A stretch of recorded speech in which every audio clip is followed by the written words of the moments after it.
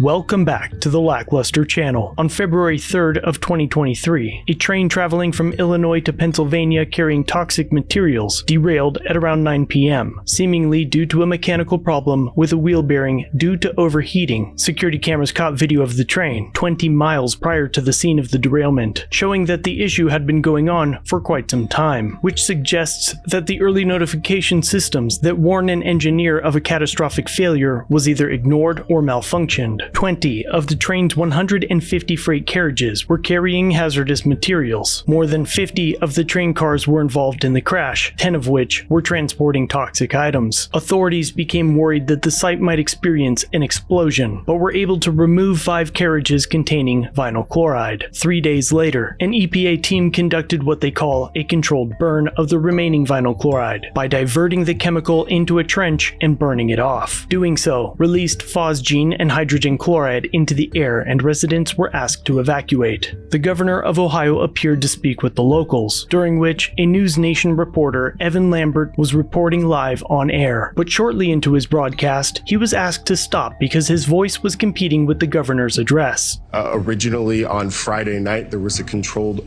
release of these chemicals as well. And we're actually being told right now that we need to stop broadcasting because this news conference is behind us and we're in the command center. So as we all listen back there and I listen here, you'll learn the latest. Nicole? All right, Evan, we know that you're keeping an eye on all of that. We'll check back in with you later. Thank you, Evan.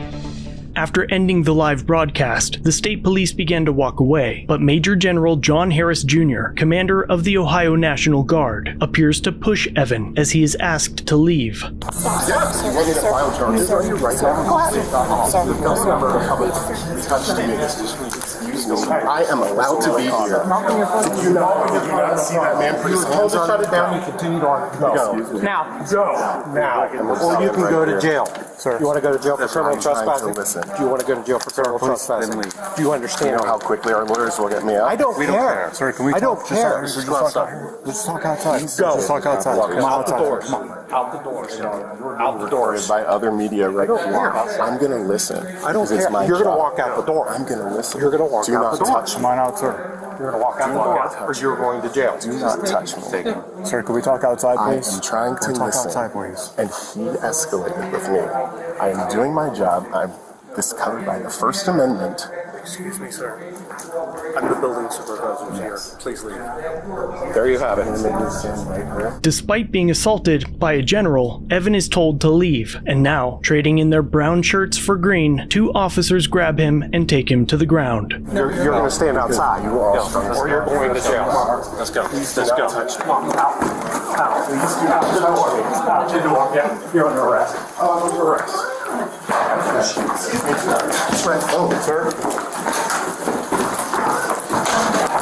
Oh my God! You guys, this is bad. Stop. I am on the ground. What are you trying to do? Stop resisting! Stop this! Oh my God! Stop! You weren't get this. I will. This is so bad. Put your leg on your back. Lay flat, please. You guys, he's a national correspondent. You cannot do this. I'm a reporter with News Nation. It's all being recorded right now. I hope it is. This is horrible. Because you can't talk to people about doing their jobs. Oh my God, I cannot believe this. Evan was charged with criminal trespass and resisting arrest, despite the video showing that General Harris initiated the altercation. The general later claimed that he put his hands up to avoid the reporter from bumping into him. This obvious lie comes directly from a man that is supposed to have incorruptible moral courage to fight for and defend the constitutional rights of all Americans. But despite his aggression on the free press, General Harris has not been charged. Evan was released 5 hours after his unlawful arrest, and just a few days later, all charges were dropped. The incident has been covered by every news agency you can imagine, despite the thousands of nearly identical arrests we see each year from the auditing community. You see, Evan is backed by a massive multimedia corporation, and his claim, you know how quickly our lawyers will get me out? I don't care. Couldn't be more upsetting. Evan should have never been arrested, or even asked to leave. But more importantly, it shouldn't take a team of lawyers funded by $1 billion company to free a man when his civil rights are violated. In fact, you might ask, where are all the lawyers stepping up to stop this from happening to everyday Americans on a daily basis? The officers seemed all too eager to take Evan down, though they likely knew that his claim of swift-acting lawyers was accurate. And seeing how they treat a man that they know they can't hold charges against, how do you think they feel about tackling you for exercising your rights? Evan will likely receive a large settlement from this interaction, while others currently sit in jail for nearly identical incidents. But I digress. In this video, we see Jon Russell appear. What's that? Are you coming in for... Yeah. Press, I'm live right now on TikTok as covering the governor. I just so happened to meet Jon at a recent Q&A in East Palestine. During the event, Jon confronted Congressman Bill Johnson about the money he's taken from the railroad, while also claiming to represent the citizens of East Palestine. I wanted to know what you think the Surface Transportation Board should do about precision scheduled railroad. That's a good question. I'll take your question on board. I do not sit on the Transportation and Infrastructure Committee, so I'm not familiar with that area. What they should do is stop things like this from happening. Did you vote to impose a contract on the rail workers? That is not related to this crash here tonight. I'm not going to get into those kind of political questions here tonight. This is not about politics. This is about meeting the needs and concerns of the people in East Palestine. So let's address those questions another time. Except it is related. Rail workers have been warning about something like this for a long time. They have been doing more work with less people, dealing with cuts across the board to safety, training, maintenance, staff. Also, the company can pile up a ton of money. And about that company money, You've taken about $18,000 from Norfolk Southern PAC. Are you going to take money from Norfolk Southern going forward? We're done. We're done with the conversation. I just told you we're not going to talk politics here tonight. That's not what this is about, because we're talking about what's right for the people of East Palestine. Do you think that's not a political issue? this is what happens when you get a little too close to the truth with these guys. And I don't blame him for being uncomfortable, because right before we talked, he said this to a resident as she was grilling him to a crisp. They don't own me. Well, they don't own me. Okay, but that... I work for you. I don't work for them. Sure you do. It's likely that if Jon were falsely charged after being assaulted by a general, his charges would not have been dropped yet. At the time of this writing, it's been nearly 2 weeks and less than 30 private wells have been tested for the presence of volatile chemicals. And that leads us to a lot of different conspiracy theories surrounding the train derailment, the subsequent toxic spills, fires, and other incidents that followed. Is there a plot to harm us? Maybe, but the more likely answer to the issues we're seeing is corporate greed. In fact, just weeks prior to the derailment, union workers were about to impose a nationwide strike, which would have stopped Norfolk Southern in its tracks. But Congress moved in and made the unions accept a deal by passing a bill that forces the rail employees to work, despite having few of their demands met. And guess who takes money from Norfolk Southern, the very company responsible for this catastrophe? Members of Congress. Jon Russell also happened to speak to some of the rail workers just 7 weeks prior to this derailment about the impact to safety that comes along with Congress forcing them out of a strike. Precision scheduled railroading is shorter staff, longer hours, longer trains, less safety, less maintenance. Do I have all that right? Oh, you got it all right. I Okay. mean, a lot of the derailments that you're seeing on national TV is one of a few things. It's lack of maintenance on the track, or they've cut the track gangs too short and they can't get out to fix it, or they've cut the carmans, which is the union that works on the rail cars.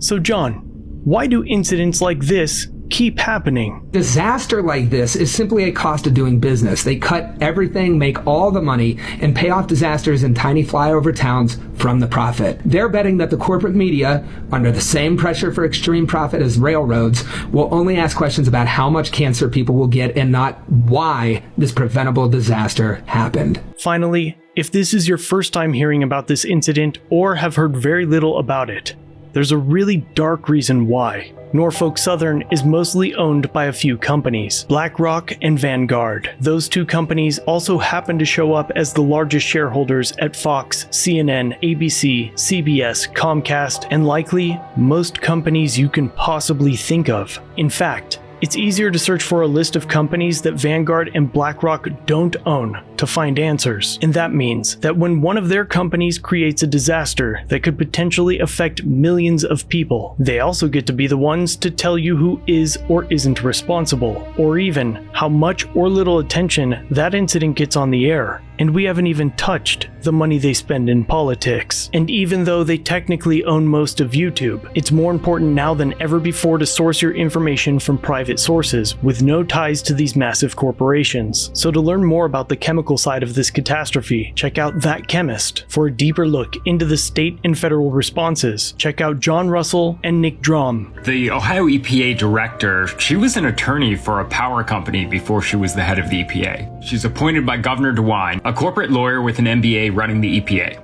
In the end, if I can leave you with any hope, it would be to tell you that the public turnout for this incident has been overwhelmingly positive. Humans aren't afraid of hardship.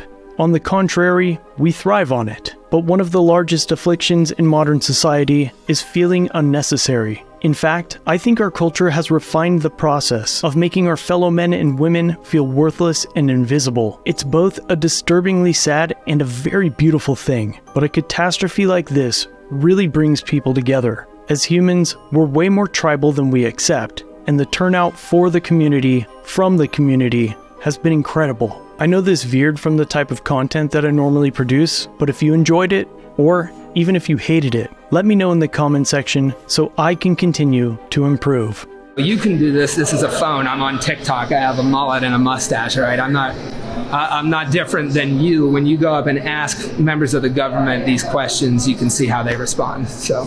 I'm just getting this up, I'm saying, with the snow on our street. I appreciate your question, young man. Have you ever picked an orange? You know, when you're picking an orange over your seat, get away from behind you. That doesn't hurt you.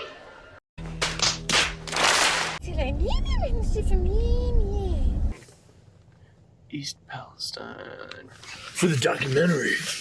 A reporter should be allowed to report live or to tape or whatever they want to do anywhere in this press conference. That happens frequently.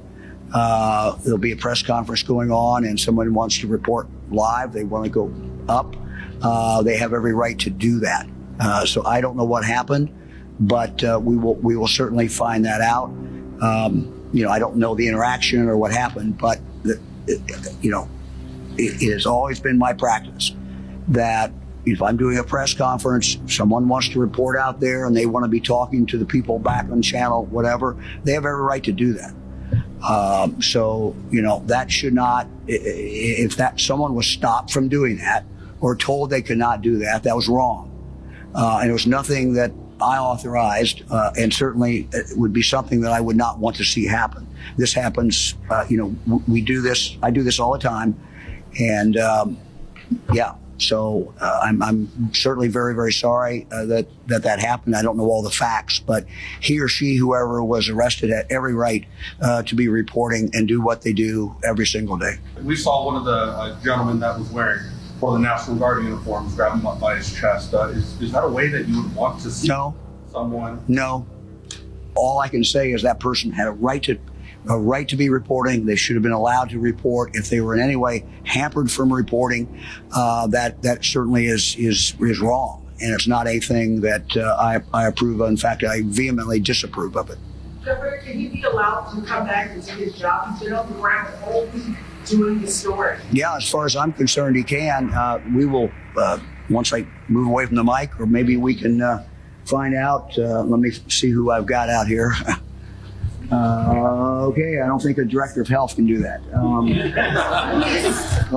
Let me just see. Let me go see what is going on.